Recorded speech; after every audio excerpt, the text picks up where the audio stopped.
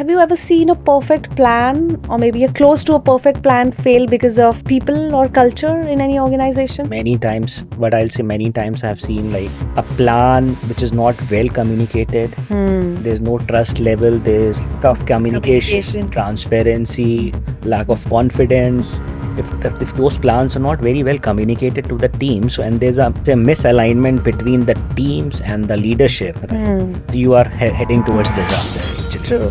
Right. From your vantage point, what's changing faster, than the industry realizes today? Everything getting evolved at a much faster pace than what we are realizing. But what I will say, the customer expectation. Yes. So the expectation from the customer in terms of transparency, in terms of speed, in terms of personalization. If you have to say in one line, what would separate a great leader from an average, in today's world? Like a great leaders are the leaders who bring clarity and confidence Yes. when the things are uncertain. If we talk about real estate as an industry, which I personally feel, and some of the other leaders like you who have come and spoken on NAREP Power Voices, what could be few steps to make this industry more structured?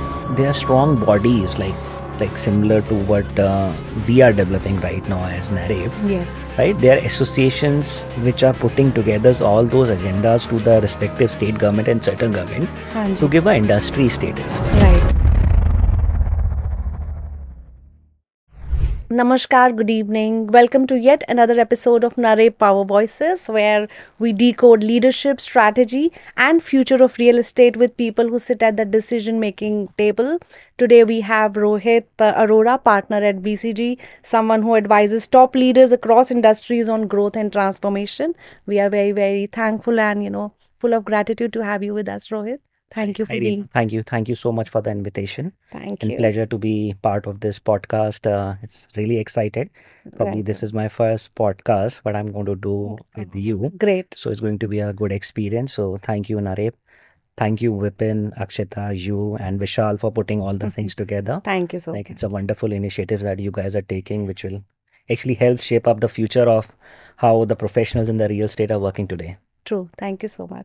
So let's start it simple. Consulting was not everyone's childhood dream. So what kind of pulled you into this world? So well, it's a very interesting thing. Like if I rewind myself, if you talk about like a childhood dream, हाँ जी. and if I rewind today कि मैं अपने आज I have two kids, so even आज मैं उनसे पूछता हूँ what they exactly want to become actually, right? So still the journey starts, मुझे पुलिस वाला बनना है, right? मुझे engineer बनना है, Pilot. right? On a particular day, if they watch a movie which is like more patriotic, right? So they will like to get into the civil services. True. Right, so in Very doctors, engineers, like this is the way the journey starts, right? Haan ji. Consulting is an unknown animal at that time. Yes. And as soon as you progress in your life, right, you get more matured, more understanding of what is happening in the real world. That is where you understand things. Like you want to get yourself admitted, or you want to go to the Ivy League colleges or study at IITs or the IIMs, right? And that is where like you understand the importance of a premium job with a premium consulting firm like BCG. I really appreciate that I got this opportunity actually. Indeed. And if you look at Reena, like I have been like someone who has been like who loves solving problems and helping the leaders take their decisions like quickly. And consulting gives me that kind of a role where I can help decision making like more clearer for the leaders. And if you look at consulting, again gives me an opportunity to be in the front row, actually front row where all the important decisions are being taken for any company. Right. So all these things are pretty exciting for me to take on this new role in my life before working with couple of developers, and Right. in the initial stage of my career I was with couple of prop tech startups actually. Yes. So We were that- discussing yeah. that just now. Yes. Great. So Great. that makes me bring to the consulting world. Great to know. So you work closely with CXOs, I'm sure. So if you have to say in one line, what would separate a great leader from an average, in today's world? Actually, this is an interesting question. Like you're putting hard questions in the initial part of the conversation itself. So I'll say like a great leader is are the leaders who bring clarity and confidence Yes. when the things are uncertain actually. Uncertain. Yeah. Like when things are totally uncertain, Yeah. how a great leader can bring in clarity and confidence within the teams. Hmm. On the other side, a average leader probably what you can say is wait for that uncertainty to get over and then act on the same. Yes. So I think so that is a very, very important factor for any great leader, right? And for me, a great leader, like I if I look at my journey specifically, I always believe when the things are going tough, a leader has to come in the front and take the charge, right? Very true. And if the way is known and smooth, right? Probably that is a time when the leader can be at the back and ensure that teams are moving swiftly. Very true. Thank you. Yeah. So that is like I differentiate a good leader or from an average Very, leader very in life. wisely answered. Thank you so much. And maybe any leadership habit which you see that, too many senior leaders have been getting wrong or not so wisely?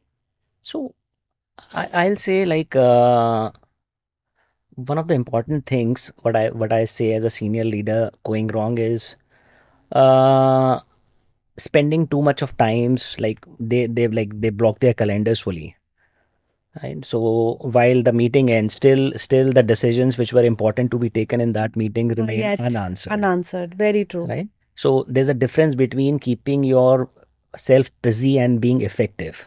Hmm. So I think so that combination where you like spend your entire 10 hours or 12 hours spending time, end of the day the decisions are not being taken yet.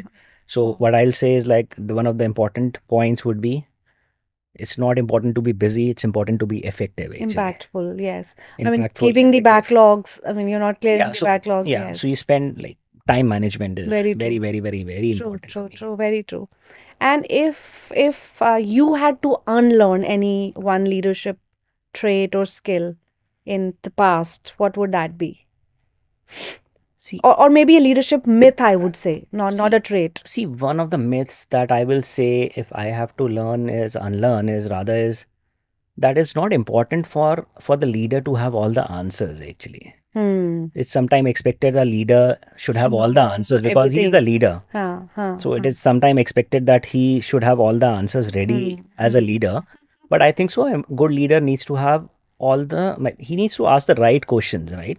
And so that create that space so that everyone can contribute. True. Very So true. for me, leader is not the one who needs to have all the All the answers in answers. place. So that's a very, very Even he has important to thing. learn with Yeah, people. it's about learning, asking right questions, and then getting to the right answer. Hmm.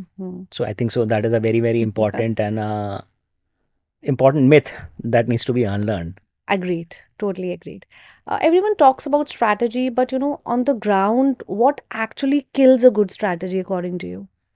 Well, that's another interesting question. So, Reena, what I'll say is that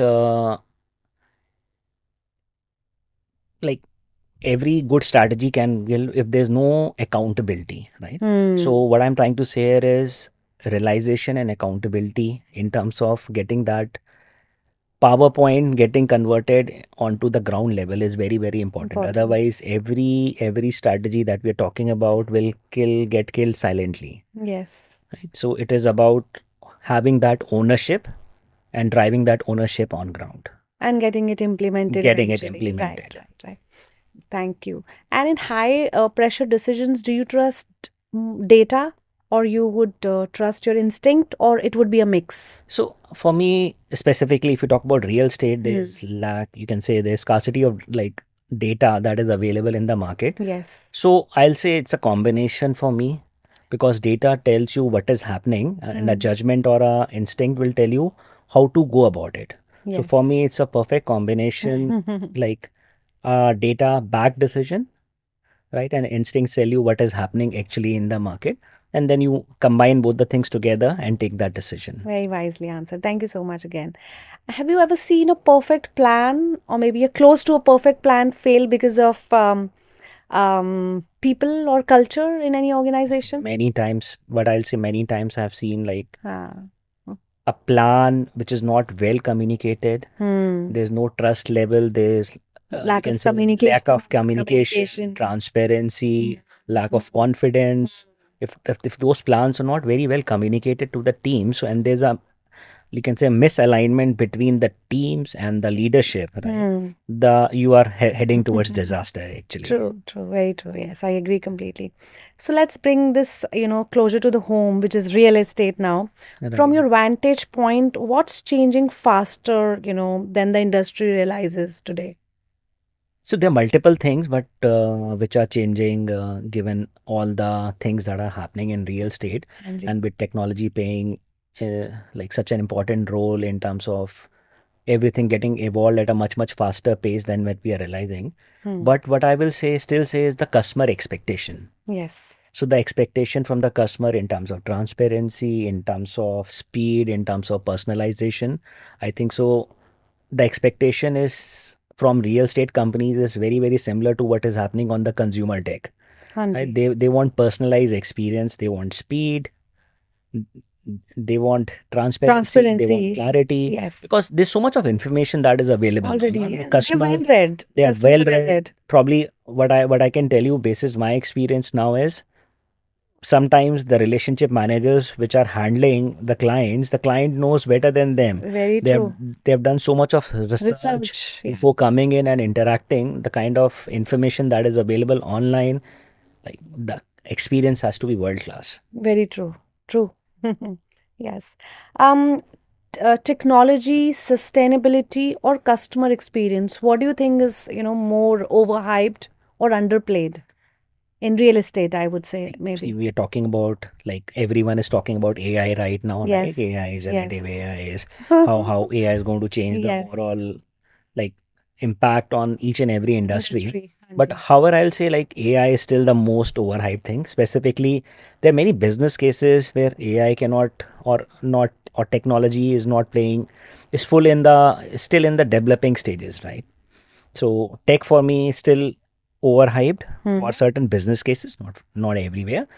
And if you look at like from an execution of wide point of view, I'll say sustainability and customer experience, right? Because they are embedded into our daily lives, Yes. and it's not only about branding them. They Right. are still under hype. People need to like work more on sustainability because the kind of specifically living in Delhi NCR, we Hmm. need to look at Hmm. Hmm. ESG Hmm. very closely in terms Hmm. of what kind Hmm. of buildings, what kind of construction that is happening, the green buildings, platinum ratings. So all those things needs to be. I think so. The office space is still catching up more on the sustainability, but on the residential development, Right. sustainability is still underhyped and needs Yes. to catch up. Yes. Yes. I think in our country, to talk so Specifically, yeah, I'm specifically, specifically talking about what more in more terms in of terms of our, the yes, Indian nation. context actually. True. True. True. True. Great. Um. Over a period of time, I'm sure you've had your share of learnings, experiences.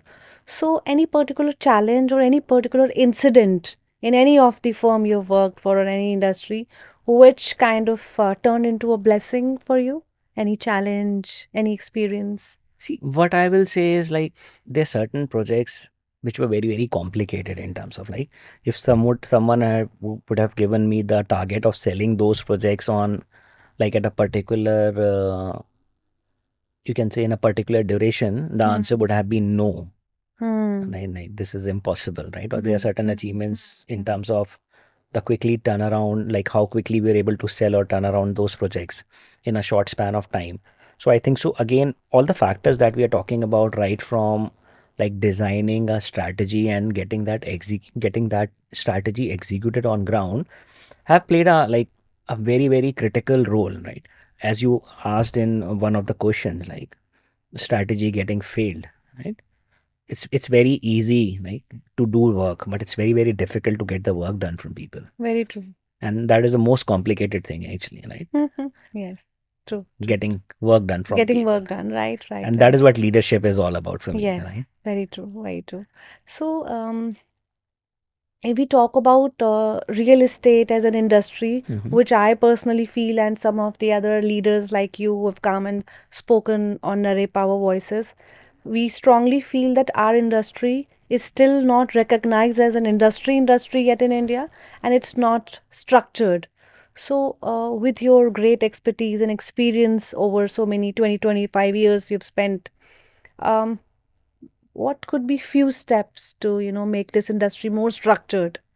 No, I think so there are strong bodies like like similar to what we are developing right now as NAREP, Yes. right? They are associations which are putting together all those agendas to the respective state government and certain government to Hanji. give a industry status, right? Right. So what we are talking about, like we are moving towards a 1 trillion real estate Yes. sector as in size by 2030, which is still like currently sitting at around 300 $400 billion, right? And it is one of the major contributors to the GST, sorry, the GDP. GDP of Yes. the economy. Right. So given that such a sector which is playing such an important role in terms of the overall development, and it is also closely linked to the infrastructure, Hanji. which is also playing a very, very important role in terms of the overall turnaround story in terms of the perception of India internally as well as externally.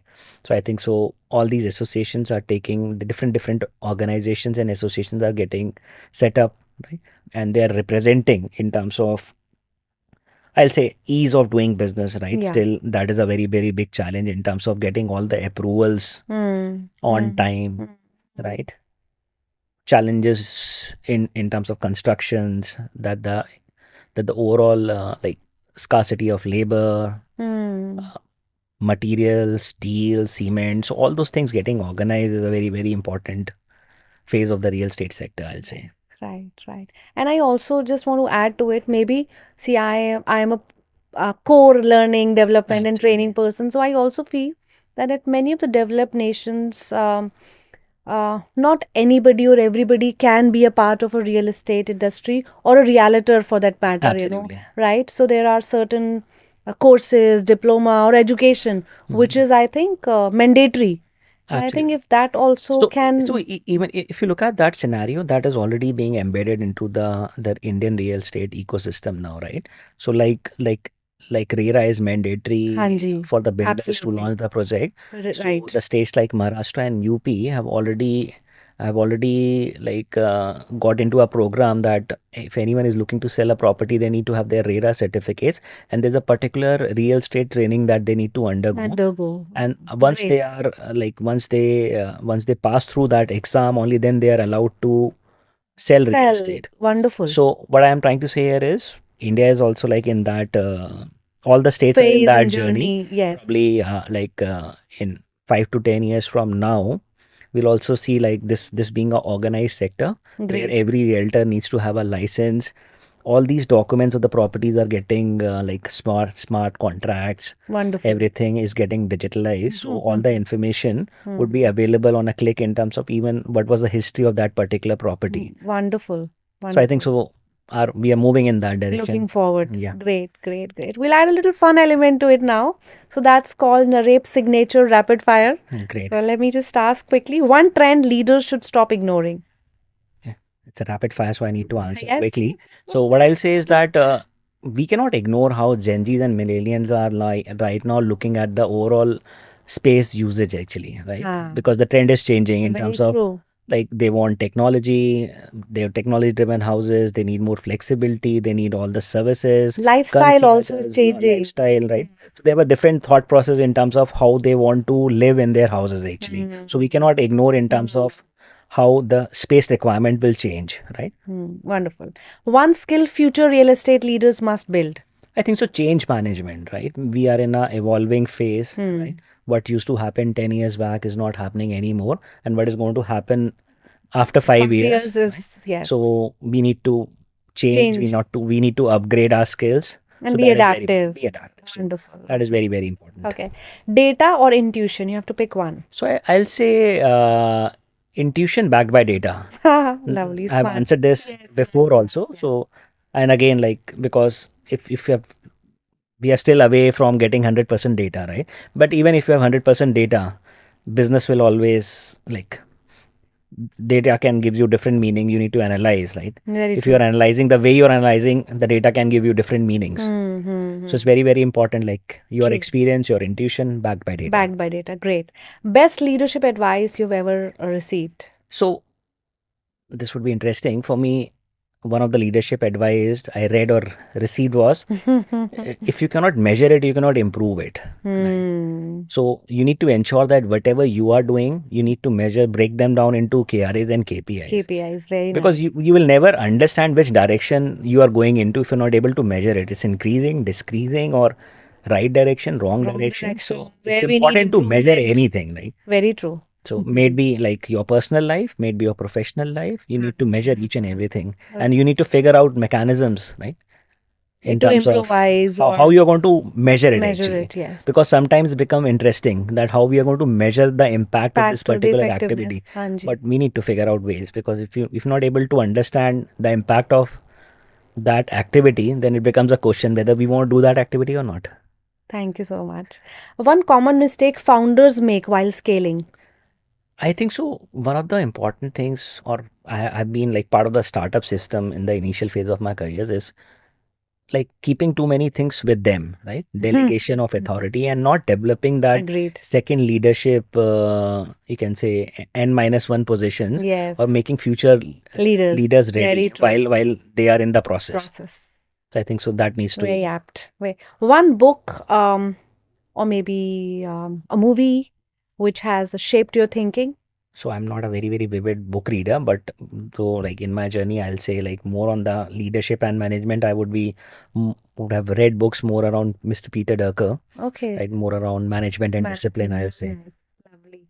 Lastly, one habit that keeps you grounded.